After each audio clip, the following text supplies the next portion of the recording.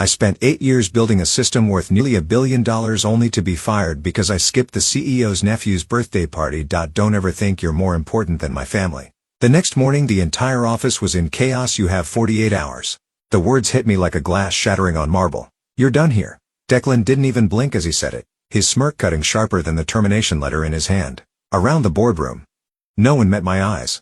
8 years of building the backbone of their empire, wiped out because I missed a party. I walked out numb, clutching silence like armor, unaware this was the spark that would ignite everything. Hours earlier, I sat at my desk, staring at an email that seemed harmless enough. Mandatory attendance. Declan's birthday gala. I stared at it for a second too long, the glow of the screen reflecting off my empty coffee cup. Mandatory for a birthday party? My fingers hovered over the keyboard, but I didn't reply. I had no time for champagne toasts and hollow speeches tonight, not when the final line of code for a security algorithm worth nearly $1 billion was hanging on my screen like a heartbeat on a monitor. I'm Amber Calloway, lead systems architect, the woman they called the firewall with a pulse for 8 years. I gave everything to this company. Sleepless nights, weekends buried in server rooms, fixing vulnerabilities before anyone else even saw them, while others played politics. I built the shield that kept our empire from crumbling. Declan Ainsworth, on the other hand, built nothing. He's the CEO's golden nephew, parachuted into a vice president role with a resume thinner than the cocktail napkin his offer letter was probably written on. Charming, entitled, and obsessed with control. People whispered he had a short fuse and a long memory for anyone who crossed him. My phone buzzed against the desk, snapping me out of my thoughts. One missed call from Mom. A text followed. Sweetheart, will you make it for dinner tonight? My chest tightened. She'd been in and out of the hospital for weeks. I typed back quickly. Tomorrow, just need to finish this push. It wasn't a lie. This update wasn't just important. It was critical. The algorithm I designed wasn't a product. It was the backbone of our global security network. If I didn't close this patch tonight, the next board meeting could be a bloodbath. Another notification slid across my screen. A Slack message from a colleague. Word is Declan hates anyone who skips his party. Says it's a loyalty test. I smirked. A loyalty test? I was loyal to the work, not the wine. I started typing a response when another ping landed like a warning shot. He was joking, or maybe not. Careful, Amber. I glanced at the time, 9:40 p.m. I turned back to my code. The party would come and go, but this system, this was everything. What I didn't know then was that one unanswered invitation would cost me everything by morning. At 9:15 a.m., I walked straight into an ambush. The executive boardroom was colder than usual, its glass walls reflecting a skyline that suddenly felt foreign to me. Declan Ainsworth stood in the center like he owned the building, his tailored navy suit sharp enough to slice through air, a smirk playing at his lips. Behind him sat his uncle, the CEO, arms folded, face carved from stone. Neither gesture nor word came from him. Amber, Declan said, rolling my name slowly like a taste he didn't like. Thanks for coming on such short notice. I placed my hands on the back of a chair, waiting for context instead. Declan straightened his tie, eyes glittering with something that wasn't professionalism. It was triumph. As of this morning, he began, voice steady and cruelly calm. Your employment is terminated. Effective immediately. For a split second, the words didn't register. Terminated. My mind scrambled for reasons. Budget cuts, restructuring, a project gone wrong. But he kept talking, every syllable slicing into me like paper cuts. You've demonstrated a lack of commitment. Declan continued, missing last night's event. Not a good look for someone in your position. We need team players, people who fit our culture. My throat burned, but I didn't speak. Around us, silence swelled until it pressed against my ribs. Culture. I had carried this company on my back for 8 years, built the algorithm that kept their entire global network from collapsing. I had been the firewall, the anchor, the last line of defense. And now, I was being erased by someone whose biggest accomplishment was throwing his own birthday party. I swallowed the heat rising in my chest. One word, one outburst, and I'd lose any leverage I might still have. So I smiled faintly even as the room tilted beneath me. But inside, panic coiled tight. Mom's insurance depended on my job. Her latest hospital bill had drained most of my savings. Without coverage, every treatment would bleed me dry. Declan must have seen the flicker in my eyes because his smirk deepened.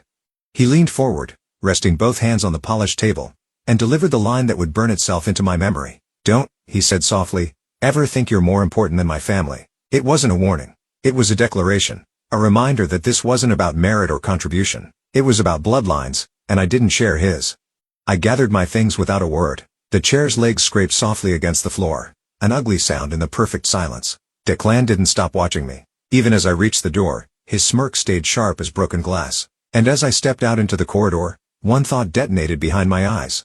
You just made the cost of loyalty unbearable, Declan, and you're about to pay every cent. The envelope was waiting for me like a quiet execution order. It sat in the middle of my desk, cream-colored, company logo embossed, my name typed in bold. Beside it, my monitor displayed a stark white screen with one cold sentence in black. Your access has been revoked.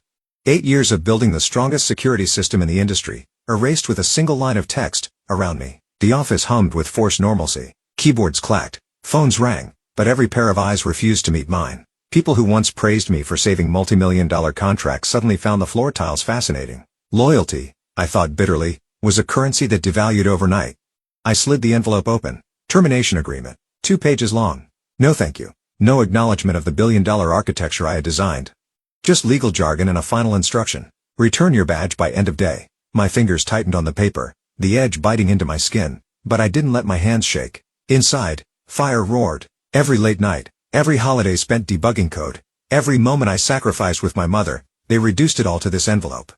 I wanted to scream, to march back into that boardroom and throw the document in Declan's smug face, but I didn't. Outbursts don't win wars. Silence does. I packed slowly, each click of the keyboard echoing in my skull like a countdown. My colleagues whispered when they thought I couldn't hear. What happened? She didn't go to the party. A laugh somewhere behind me. I inhaled through my teeth and kept my eyes on the desk. The screen blinked again. This time, not from IT. A text slid across the corner of my phone. Unknown number. 5 words. Leave the building. Cafe 27. And then a name that stopped my breath. Jonas Wren. For a moment, the noise of the office blurred into static. Jonas, former CFO, architect of every major acquisition, the man who knew where the company buried its secrets. A year ago, he vanished after a quiet retirement. No farewell speech. No LinkedIn updates. Just gone. My pulse thudded in my ears as I slipped the phone into my bag. I didn't hesitate. Badge in hand. Envelope tucked under my arm. I walked out without a word. The elevator doors closed, sealing in the whispers behind me. If Jonas Wren was reaching out now, it meant one thing. My story wasn't over. It was about to turn into something no Ainsworth heir could predict. The bell above the cafe door chimed as I stepped inside, still clutching the envelope like evidence of a crime.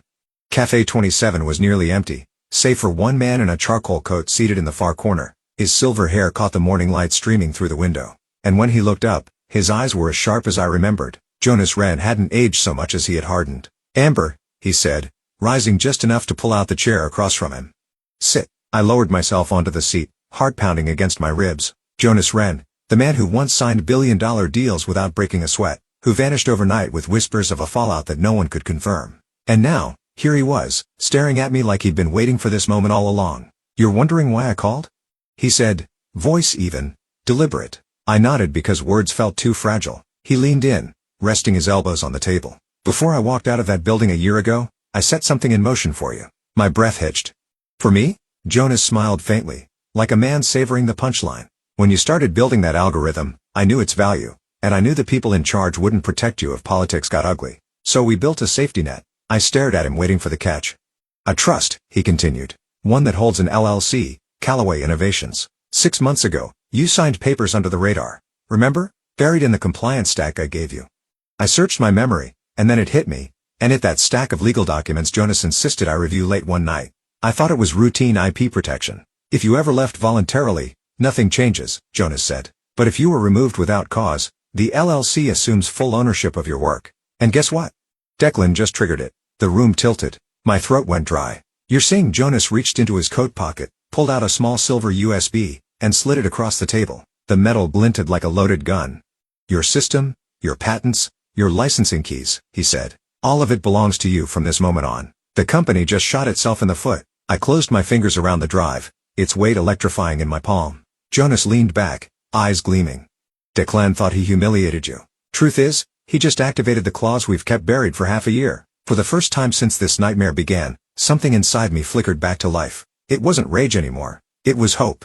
Sharp, dangerous hope. The cursor blinked on the screen. Steady as my breath, at least on the outside. From the corner booth of the cafe, I logged into a secure terminal and completed the transfer. 1 digital signature, 2-factor authentication, and 8 years of my life slid from their servers into the vault of Callaway Innovations, the LLC Jonas built to protect me. It was clinical, almost boring, but the weight behind that click was seismic. The algorithm wasn't theirs anymore. It was mine. A gust of chatter filled the cafe as 2 baristas swapped gossip near the counter, but I barely heard them. My phone buzzed with notifications, emails, Slack messages, fragments of disbelief traveling at light speed through the company. Did you hear? They fired her? The Amber Calloway? She practically built the backbone of our system. What were they thinking? I scrolled past the noise, my thumb steady while something volcanic churned underneath my ribs. My badge might be dead, my desk abandoned, but in a way, I'd never been more present. Another ping, this time, a social media post. Declan's smug face filled the screen, crystal glass in hand, laughing with two executives like they'd just conquered Rome. The caption read, "Leadership is knowing who truly matters." Next, chapter, "Sacker family first." My jaw tightened. I stared at his words until they blurred, a bitter laugh curling in my throat. Leadership? Declan couldn't lead a line at a coffee cart. He didn't even realize the empire he was gloating over had just slipped through his fingers. I exhaled slowly, letting the fury simmer under a veneer of calm. Rage is a weapon, but only if you know when to draw it. Right now, my job was to stay invisible, methodical, patient. Then it happened. A soft chime from my laptop, followed by a string of alerts cascading like dominoes. At first glance, they looked routine, license notifications, but then the subject line hit me like music. System alert. Deployment license expired. Please contact Callaway Innovations to renew. The email wasn't just in my inbox. It was in every executive's, every VP, every director, every stakeholder who believed today was business as usual had just learned their flagship system was frozen in place. No updates, no patches, no expansion until they came knocking on my door. I closed the laptop, slid it into my bag, and took one last sip of lukewarm coffee on the surface. I was calm. A woman finishing her drink before heading home. Inside, I was a storm biding its time, silent for now, but ready to tear the walls down while I savored a quiet corner table and the last bite of a blueberry muffin. Chaos erupted 13 floors above me. The boardroom that once radiated power was now a pressure cooker. The CEO's voice thundered against glass walls, rattling pens in their trays. Declan stood rigid beside him, his bravado from last night's party curdling into panic. Sweat beaded at his hairline as the head of IT stammered through a slideshow filled with red error screens. All global deployment functions are locked, the IT chief said, throat bobbing. Every node requires a renewal key from Callaway Innovations.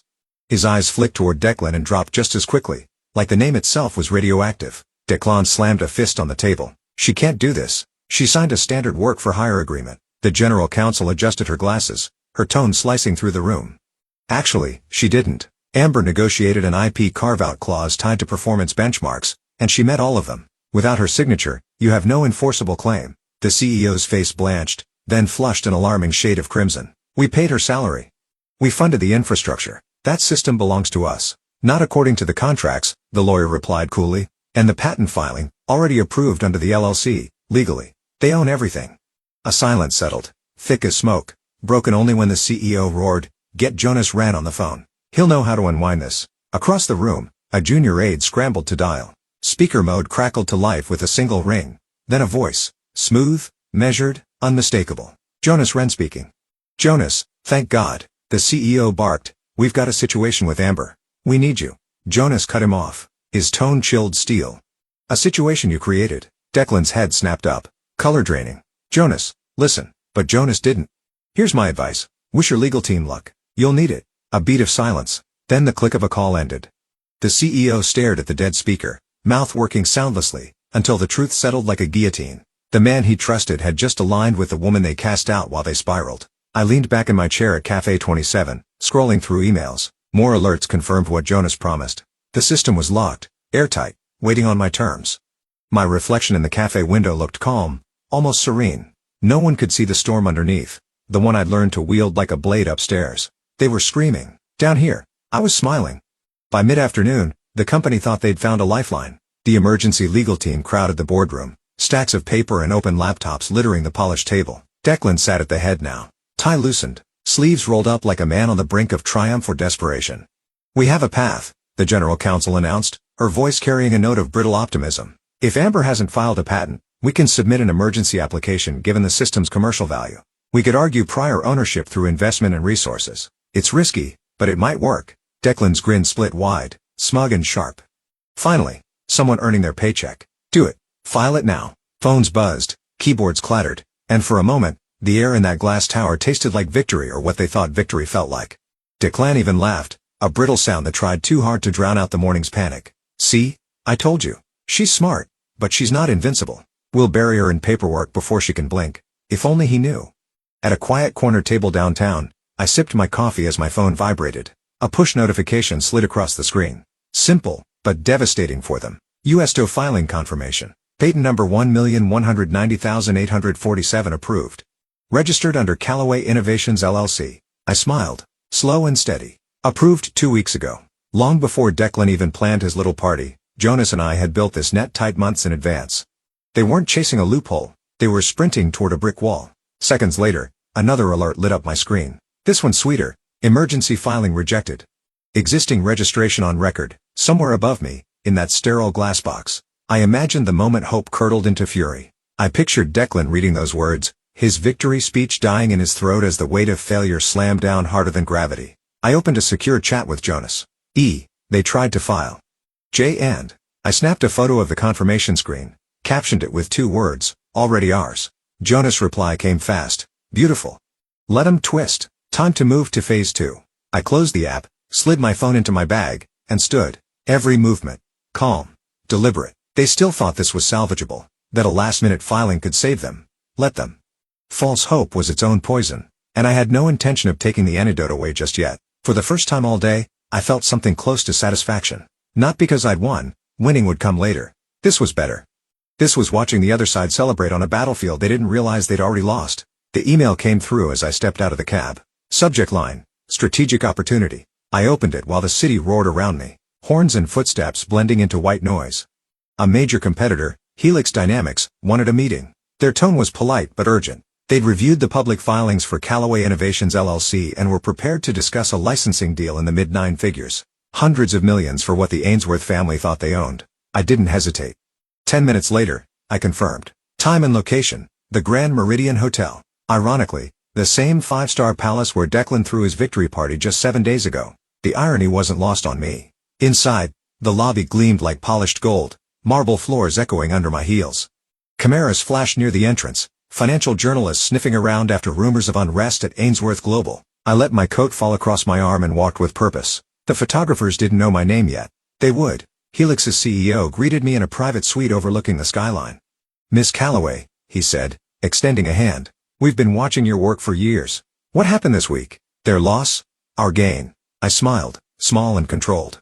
I'm not here to talk about the past, I replied. I'm here to talk about numbers. Negotiations began. Calm, measured, everything in writing. While lawyers scribbled notes and analysts crunched figures, I drafted an email on my phone with the same steady hands I used to build firewalls. 2. CEO's address. Subject, license renewal offer. Body, you have 48 hours. After that, the value of your company begins to evaporate. Choose wisely. I hit send. No threats, no drama, just a deadline and a truth they couldn't outrun. Across the suite, Helix's lead negotiator slid a term sheet toward me. Initial offer, $320 million with options for expansion into 3 continents. I traced the bold numbers with my eyes, but kept my expression neutral. Control wasn't in the reaction. It was in the restraint. We'll review, I said, standing. But know this, I'm not in a rush. The longer this drags, the more leverage I have. When I left the suite, reporters swarmed near the elevators, their lenses clicking like gunfire. Someone whispered, "Is that Amber Callaway? A question today, a headline tomorrow." Outside, the evening air bit cold against my skin. But inside, I burned steady, a controlled flame no one could extinguish. They thought they had humiliated me. Instead, they handed me the weapon, and now I intended to use it with precision.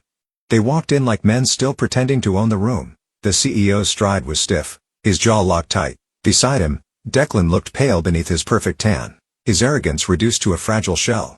They spotted me at the center of the conference table, calm, poised, a glass of water untouched at my side. Jonas sat to my left, legs crossed, his presence radiating the quiet power of a man who knows the ending before anyone else does. He didn't rise to greet them. Neither did I. Amber, the CEO said finally, voice tight as wire. We're here to make this right. I tilted my head slightly. Right for whom? Declan leaned forward, forcing a smile that didn't reach his eyes. Look. Let's not drag this out. We're prepared to. Jonas cut in, his voice smooth and lethal. Sit down. It wasn't a suggestion. They obeyed. That, in itself, felt like victory. Jonas reached into his leather briefcase, withdrew a thick document, and dropped it on the polished mahogany table with a sound that cracked like a gunshot. The CEO flinched. Declan's eyes darted to the bold header, irrevocable trust agreement. Jonas spoke slowly, each word deliberate, savoring the silence between them. 6 months ago, this trust was executed under Delaware law. It holds one asset, Callaway Innovations LLC. And that LLC now owns every patent, every line of code you thought belonged to Ainsworth Global. The CEO's face drained of color. That's impossible. It's binding, Jonas said, his tone like cold steel. You signed the original carve-out clauses yourself. I advised you to protect Amber instead. You let nepotism make your decisions. His gaze slid to Declan. And for the first time, the boy who smirked at me across a boardroom looked small. Very small. This, Jonas continued, tapping the agreement with one manicured finger, is the price of arrogance. I warned you both. You chose family over competence, and now your empire bleeds from that choice. Declan opened his mouth, but no sound came. The CEO slumped back in his chair, eyes glassy as the math hit him. $940 million. Gone. I leaned forward, folding my hands on the table. My voice was quiet, steady. Every syllable honed like a blade. You didn't just fire me, gentlemen. You freed me. The CEO's breath hitched. Declan stared at the floor.